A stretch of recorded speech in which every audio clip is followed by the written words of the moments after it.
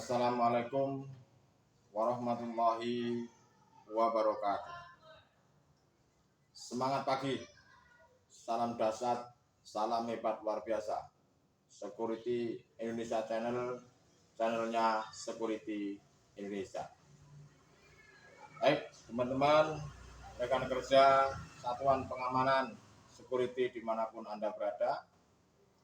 Seperti biasanya, pada kesempatan kali ini kami akan berbagi sebuah informasi, sebuah ilmu pengetahuan, dan semoga apa yang akan kami sampaikan betul-betul bermanfaat untuk diri kita, bermanfaat untuk rekan-rekan kerja satuan pengamanan dimanapun Anda berada, di dalam mendukung sebuah tugas yang telah diemban untuk mendukung pelaksanaan keamanan ketertiban lingkungan masing-masing.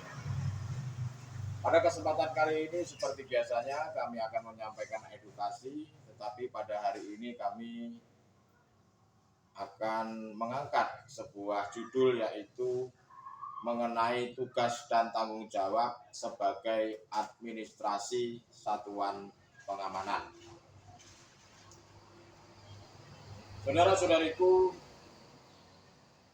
rekan kerja satuan pengamanan dimanapun Anda berada, jadi fungsi utamanya sebagai administrasi satpam ataupun security, fungsi utamanya adalah bertanggung jawab terhadap chief security, terhadap urusan-urusan administrasi dan logistik sebagai sarana penunjang keamanan di lingkungan kerja masing-masing.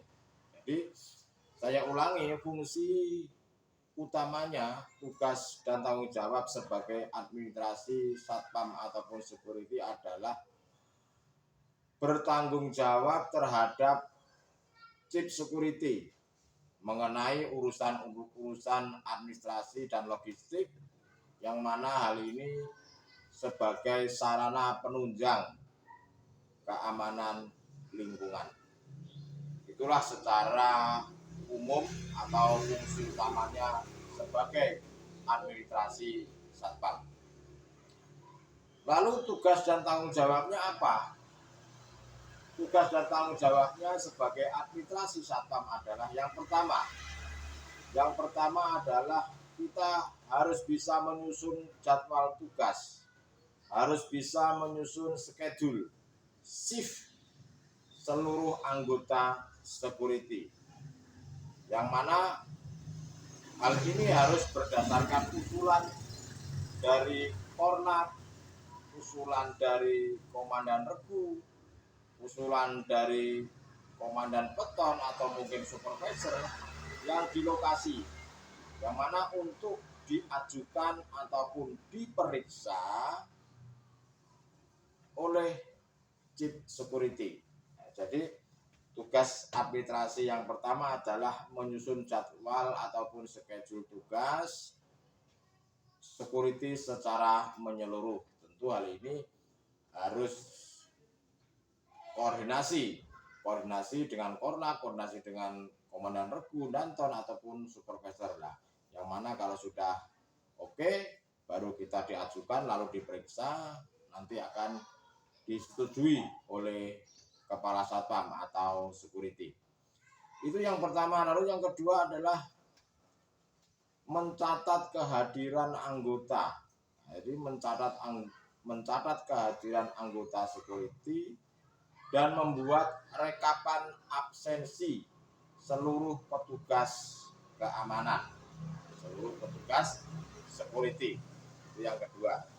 Jadi mencatat kehadiran anggota security dan membuat rekapan absensi seluruh petugas keamanan. Lalu yang berikutnya, yang ketiga apa? Yang ketiga adalah menyelenggarakan tentang laporan harian, laporan mingguan, laporan bulanan ataupun laporan tahunan. Hal tersebut atas perintah chief security ataupun atas perintah asisten chief security. Lalu yang berikutnya apa? Yang berikutnya adalah memberikan suatu masukan ataupun saran apabila diperlukan hal tersebut untuk disampaikan. Kepada siapa? Saran itu ditujukan kepada chief atau mungkin korlap atau dantru ataupun danton ataupun supervisor mengenai administrasi. Jadi seorang petugas administrasi satpam kita juga harus berani memberikan suatu masukan ataupun saran kepada pimpinan-pimpinan yang lainnya seperti halnya korlap, danru, danton, supervisor ataupun chief security ataupun asisten security. Jadi harus berani memberikan masukan atau saran yang terbaik demi terciptanya keamanan, kenyamanan serta ketertiban lingkungan. Lalu yang kelima apa? Yang kelima adalah kita harus bisa membuat laporan secara berkala seperti halnya tentang absensi, tentang lembur, tentang jam sostek, ataupun bila kontrak seperti halnya outsourcing itu kita juga harus membuat laporan kontrak atau yang lain, yang mana hal ini berhubungan dengan administrasi. Lalu yang berikutnya yang ke-6 kalau tidak salah, tugas dan tanggung jawab administrasi satpam adalah membuat laporan mutasi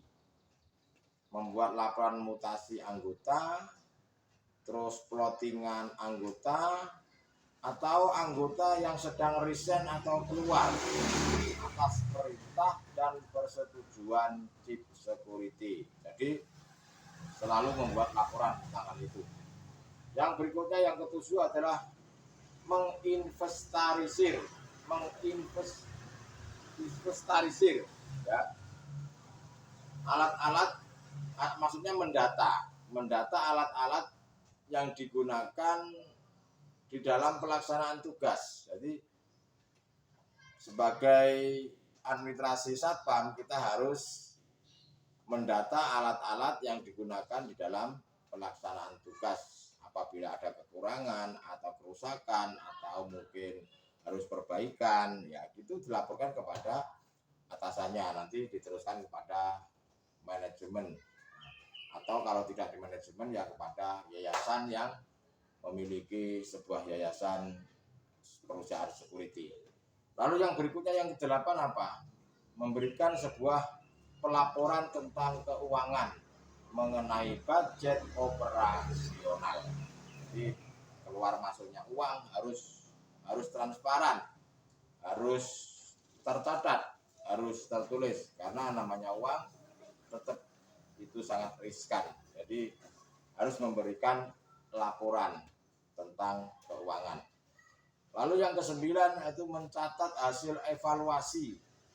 Itu pada waktu setelah meeting biasanya chief security itu memberikan evaluasi, ya itu harus dicatat. Jadi mencatat hasil evaluasi dari chief security dan membuat ringkasan-ringkasan di setiap ada meeting yang akan diadakan. Jadi mencatat hasil evaluasi kalau setelah meeting. Sebelum meeting membuat apa-apa yang harus disampaikan di dalam meeting. Itu kita harus membuat ringkasan untuk bahan meeting untuk demi perbaikan mengenai situasi dan kondisi keamanan ini supaya lebih baik. Nah, itu sebenarnya seperti itu.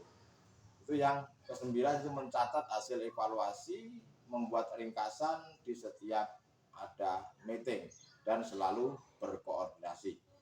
Yang ke-10 apa? Yang ke-10 adalah menyelenggarakan administrasi dan logistik.